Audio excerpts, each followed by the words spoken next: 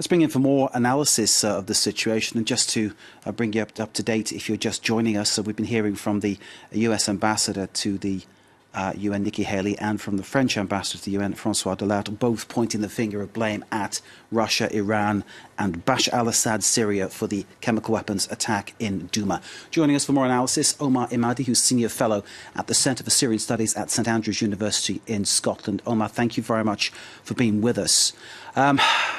I don't think there's ever been a more finely balanced moment in Syria's history, has there?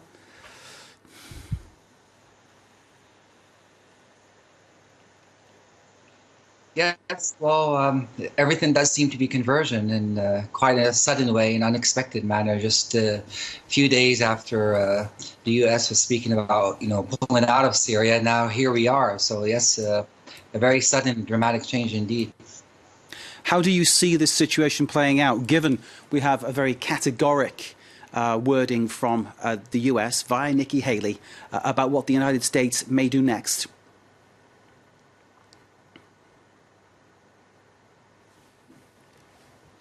Right. Well, I think there's two types of reactions. We often are consumed with one, which is what we might call a disciplinary reaction. In other words, the United States, launches an attack or strikes that are meant to, in a sense, punish the regime. But these regimes don't respond well to these disciplinary measures, so to speak, and they tend to make a point at proven and that repeatedly that they will do the very thing they were punished for, so to speak. Then there are other reactions which aim at eliminating the capacity of such regimes to carry out such acts, period. I don't think, so far at least, no one is speaking of the latter. Mostly we're talking about a limited, strike, possibly similar, possibly a bit more significant than the one we saw last year in April. We will have to wait and see. But unfortunately, again, whether this is disciplinary or not, what we need to keep in mind is that Syrian civilians, innocent Syrian civilians, are being killed through chemical weapons, through other, through bombings, through barrel bombs, and this continues. It continues as we speak. It has been taking place. It might, move to the north tomorrow, to the south in a month from now. We should not be overly consumed with the events of the last few days, horrific as they are, but keep the general picture in mind.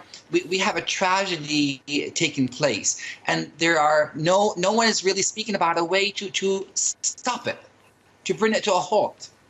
Indeed, the reaction to the attack on Khan Sheikhoun a year ago, Tomahawk missiles fired at Syria, it didn't stop what happened happening this weekend. I get your point completely.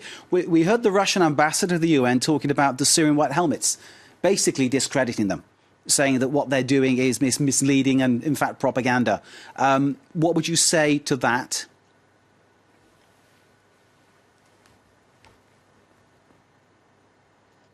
Well, you see, the way in which these acts are taking place, by their very nature, they're extremely difficult to prove in the way in which Russia and others demand proof, because they take place under very difficult circumstances, largely encircled, under siege. How is one to come up with a smoking gun, so to speak? But what one does come up with is the most likely scenario under such circumstances. And even equally important, one understands that even if one suspends the idea of whether or not chemical weapons were used or not, no one is disputing the fact that barrel bombs are constantly being thrown over civilian areas, very indiscriminate bombs. The Russians are not refuting that, nor is the Syrian regime. So in either way, these crimes against civilians are taking place, and the idea of discrediting this body or the other is propaganda, unfortunately. Propaganda completely. And obviously both Haley and Delattre talking about war crimes, crimes against humanity being committed. And as you pointed out, the dropping of these barrel bombs, indiscriminate attempts to kill and successful attempts to kill civilians.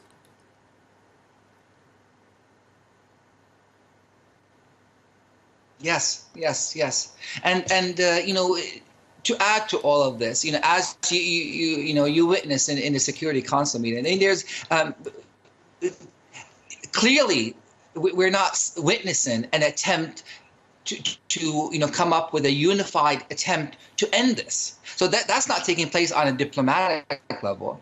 And when we talk about military measures, my fear is that they're mostly of the type that aim at, again, punishing the regime, but not stopping it.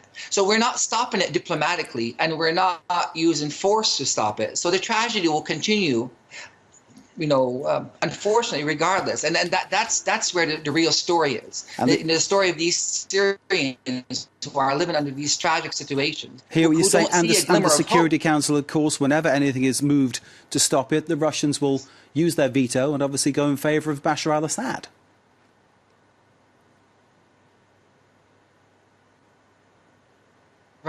Right, yes, and there, clearly both sides have not arrived at a language that they can both mutually, understand and relate to end this. So, diplomatically, this is not taking place. And then when we hear about measures, so we've seen this last year, and maybe something a bit more significant this time, maybe not. But either way, the tragedy continues. And I think that this is, in the midst of all of this, this is the thing to keep in mind, to capture, is that the tragedy of the Syrian people is continuing regardless.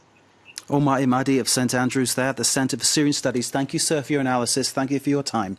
We appreciate your time here on France 24.